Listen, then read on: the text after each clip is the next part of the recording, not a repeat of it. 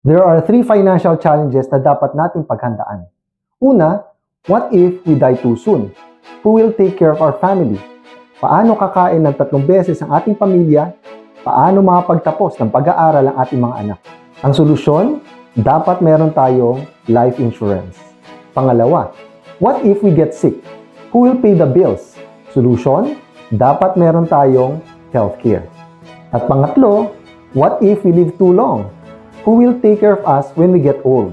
Para tayo ay maging lola o lolo asset at hindi pagpasapasahan pagtanda, dapat meron tayong passive income from investments. At para hindi maubos sa mga hospital ang ating mga investments, pag tayo nagkasakit, dapat meron tayong long-term healthcare. What if I could tell you about a 3-in-1 solution that can give you financial peace? May insurance ka na, may investment pa, at covered ka pa ng healthcare hanggang pagtanda. Would you like to know about it? Let me share with you Kaiser Long-Term Care. I'm Dr. Jaime Lorenzo, your money doctor and IMG financial educator since 2005, helping you create a healthier financial life. Ang buhay natin is connected by dots. First dot sa buhay natin is the date of birth. Nandito na tayo ngayon sa ating second dot, let's say 35 years old tayo. And then third dot is YFB or the BFY. Ano ibig sabihin yan? Either you fire your boss or the boss fires you dahil retired na tayo, let's say age 60. From 35 to 60, that's our working years. And then yung last dot sa buhay natin is the BTL or back to the Lord. Let's say 60 to 90, yan yung ating retirement years. Ngayon, during our working years, we work hard for the money. Meron tayong trabaho dito or sa abroad or meron tayong negosyo. Kumikita tayo ng pera para sa ating mga responsibilities and needs. Pero syempre, kailangan natin mag-ipon at i-manage ng tama yung ating kinikita. We need to build a solid financial foundation. Kapag na-manage natin ng tama yung ating finances during our working years, syempre, pag-retire natin, para tayong si Lolo, nasa beach, pa-juice-juice na lang dahil money working for us already. May passive income tayo from business and investments, kagaya ng stock market, mutual funds, real estate, solid yung ating financial foundation, at meron tayong long-term healthcare. Yan yung pag-uusapan natin sa webinar na ito, okay?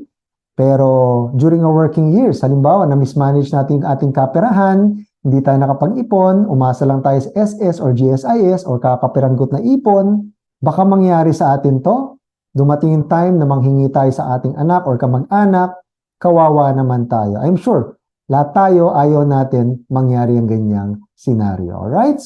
Kaiser, yan ang pag-uusapan natin ngayon. Kaiser International, yan yung ating healthcare partner sa IMG. Kaiser is one of the leading healthcare maintenance organizations in the Philippines today. Now, ang Kaiser, meron siyang long-term healthcare, short-term healthcare, and senior healthcare product. Pero pag-uusapan natin how Kaiser long-term healthcare works. Sa Kaiser long-term care, 7 taon lang tayo mag-iipon. After 7 years, wala na tayong isipin, fully paid na tayo. 8th year onwards, tuloy-tuloy lang lumalago yung pera natin. The plan will mature after 20 years. Covered tayo ng insurance the entire 20 years. Pwede rin natin magamit ang healthcare. Pero kung healthy tayo, hindi tayo nagkakasakit, the better dahil the more our investment grows, mas malaki yung pera natin pagtanda kung kailan maglalabasan yung mga mamahaling sakit natin. Okay? Now, ano po yung mga benefits during the first 7 years? Every year for 7 years, libre ang dental benefits and the annual physical examination benefits. Bunot ng ngipin, linis ng ngipin, physical exam ng doctor, chest x-ray, CBC or complete blood count sa dugo, urine test, stool test. Kapag 35 and above tayo, libre din taon-taon for 7 years ang ECG at pap smear for females. Meron din itong tinatawag na waiver of membership due to death and disability. Ibig sabihin, let's say si Juan de la Cruz, 2 years pa lang siya naguhulog, then namatay siya. Ibig sabihin, fully paid na yung plan from 3rd year until the 7th year, wala nang babayaran ang kanyang pamilya. At the time of death, since covered din tayo ng term insurance the entire 20 years, sa example na to, Plan K100, covered tayo ng 450,000 pesos insurance. Makakatanggap yung pamilya ni Juan, 450,000 pesos, times 2 kung accidental death. Total of 900,000 pesos. So, ulitin ko. Namatay si Juan de la Cruz on the 2nd year. fully paid na yung plan, makakatanggap pa na insurance money yung kanyang beneficiaries. Ikatlo, matatransfer pa yung policy ni Juan papunta sa kanyang principal beneficiary, let's say sa kanyang asawa at anak. So yung kanyang principal beneficiary na ang makagamit. Wala nang babayaran. Tapos from 8th year to the 20th year onwards, lahat ng healthcare and investment benefit dito, yung kanyang beneficiary na ang makakagamit. Kumbaga, naipamana ni Juan yung kanyang policy sa kanyang principal beneficiary. Okay?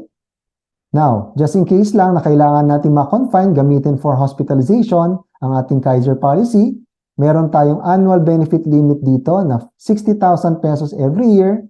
Taon-taon yan yung budget for confinement. Pero kung hindi natin nagamit yung ating Kaiser for confinement during the first 7 years, guaranteed 85% ibinayad natin, ibabalik sa atin upon maturity. Okay? After 7 years, fully paid na tayo. Starting on the 8th year up to the 20th year, tuloy-tuloy lang lumalago yung ating investment, yung ating pondo. Based sa ating long-term healthcare benefit na 100,000, kasi K100 yung example natin, kung K50, 50,000 pesos din ang ating long-term healthcare benefit. So base sa figure na to, guaranteed tayo from 8th year up to the 20th year, 10% every year, meaning 10,000 pesos every year, guaranteed po yan. Pero ano man yung pondong hindi natin magamit, it will earn additional interest, nag-accumulate, nagko-compound, total sa dulo, 269,000 pesos. Yung projection na to magdidepende sa paggamit natin from 8th year up to the 20th year. Let's say, during this period, na-confine tayo isang beses, ang bill natin, 50,000 pesos. Itong projection na to, mababawasan lang din accordingly kung ano yung nagamit natin. But, the long-term care benefit na 100,000 pesos is fixed and guaranteed. Ibig sabihin, kahit ubusin natin lahat ng healthcare benefits natin sa loob ng 20 years, itong part na to guaranteed, hindi siya mababawasan. Plus, meron siyang long-term healthcare incentive or bonus na 350,000. Ito yung nabanggit ko kanina na money back benefit in case lang na wala tayong confinement during the first 7 years. Let's say, nagamit lang natin yung free annual physical exam and dental benefits but no confinement sa first 7 years, guaranteed na ang incentive or the bonus. Plus, meron pa itong additional yearly healthcare, parang dividend to sa stock market earnings ng Kaiser investment natin. Projection is 446,000 pesos. Now, pag tinotal lahat, yung apat na yan, total cash or lump sum after 20 years is 1.1 million pesos. Let's say, totally hindi natin nagamit during the entire 20 years. Now, pag nag-mature yung ating Kaiser plan, we have 3 options. First option, pwede natin i-withdraw lahat. Pero close account na yan, moving forward, hindi na tayo cover ng Kaiser pag nagkasakit tayo during our senior years. Second option, pwede din naman partial withdrawal. Let's say, out of the 1.1 million, i-withdraw mo yung kalahati, yung iwanan mong kalahati, mga 600,000, continues to grow as your investment and long-term healthcare fund para covered ka pa rin moving forward. Pero sa example na to, nag-start siya 22 years old. After 20 years, 42 years old na siya, sabi niya, hindi ko pa naman kailangan yung pera na, hindi pa ako sakitin, iwanan ko lang yung 1 million ko dyan. Hinintay niya mag-60 siya. At age 60, yung kanya 1.1 million dati, lumago to 6.4 million pesos. Let's say, interest every year ay 10%. Ibig sabihin, ang kanyang interest or annual lifetime healthcare sa edad na 60 ay 648,000 pesos every year. Kahit gamitin niya taon-taon yung interest, intact, hindi nababawasan yung kanyang principal. That's what we call money is working for you or passive income. Now, let's say hindi niya ginalaw yung interest. Naghintay siya from 60 to 65 years old. Yung dati niya 6.4 million, lumago after 5 years to 10.4 million pesos, 10% interest every year. Ang kanyang passive income is now 1 million every year. Passive income or money working for you. Para magkaroon tayo ng passive income, para yan pagtatanim. Magtanim tayo ng mangga ngayon, halagaan mo yan, didiligan mo yan, pag namunga yan, after 10 to 20 years, hanggat buhay tayo, magbibigay yan ng bunga. Ganon din sa pera. Tanim ka ngayon, save and invest now. Pagdating ng panahon, we will earn passive income. Okay? Ang Kaiser is simply an application of the solid financial foundation Meron na tayo dito, healthcare, pag nagkasakit tayo ngayon at pagtanda, protection in case we die too soon, and investment in case we live too long. Ito po yung mga different example ng Kaiser Plan. Sa illustration natin kanina, ginamit natin ang Plan K100. Term insurance coverage, 450,000 pesos, times 2 kung accidental death, 900,000. Annual benefit limit for confinement during the first 7 years, 60,000 pesos. Projected maturity value after 20 years kung hindi nagamit, 1.1 million pesos. Pwede tayo makapamili ng different installment modes. Annual, semi-annual, quarterly, monthly, and spot cash. Kapag annual sa Plan K100, 58,821, semi-annual, 31,764, 17,000 kung quarterly, and monthly, 5,882. Spot cash, 369,200, which is 10% lower compared sa 7-year payment. Meron po itong annual policy fee na 500 pesos once a year for just 7 years. For ages 10 to 40 years old, the minimum plan is Plan K45. Now, kapag ang edad natin ay 41 to 50 years old, minimum plan is Plan K60. Kapag 51 to 60, Plan K75 ang minimum plan. Okay, so nandyan po ang benefits and the payment modes. Now, ang tanong, Jaime, ano ba yung best plan para sa akin? So, depende yan sa goal mo. Let's say, satisfied ka na sa 699,000. You can go for Plan K60. Pero naisip mo, naku, baka after 20 years, baka sa inflation, one week hospitalization na lang yung pondo na yan. Gusto ko, minimum, meron akong 1 million.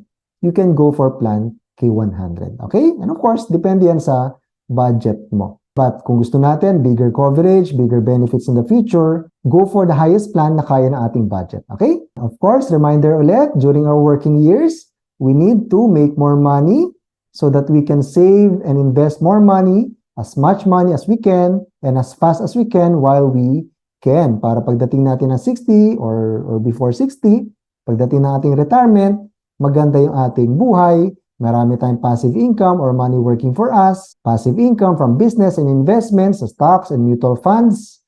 Siyempre, dagdag dyan ang ating Kaiser Long-Term Healthcare, very solid ang ating financial foundation. When we started in IMG way back in 2005, Kaiser din yung sinimulan namin, kami ni Jo, my wife, and then nung nag-10 years old yung mga bata, kinunan na rin namin sila ng Kaiser. Then, nung fully paid na kami, kumuha kami ng second plan namin, kaya ngayon, tigda-dalawa kami ng Kaiser Long-Term Healthcare Policy. Siyempre, mas maganda yung sobra-sobra kaysa mabitin sa dulo. Iba pa dyan yung aming mga stock market investments, mutual fund investments, PDF sa most 18, kasi nga ang goal natin is magkaroon ng solid financial foundation. Okay? Now, kung may mga clarification po kayo or gusto niyo na magsimula, please ask the person who shared to you this video. Pero kung wala po nag-share sa inyo dito, na-search nyo lang to, or ako nag-share sa inyo, please contact me sa email, sa numbers ko, or sa Facebook, My Money Doctor or Jaime Lorenzo Jr. Alright? Once again, I'm Dr. Jaime Lorenzo, your money doctor and IMG, financial educator since 2005, helping you create a healthier financial life.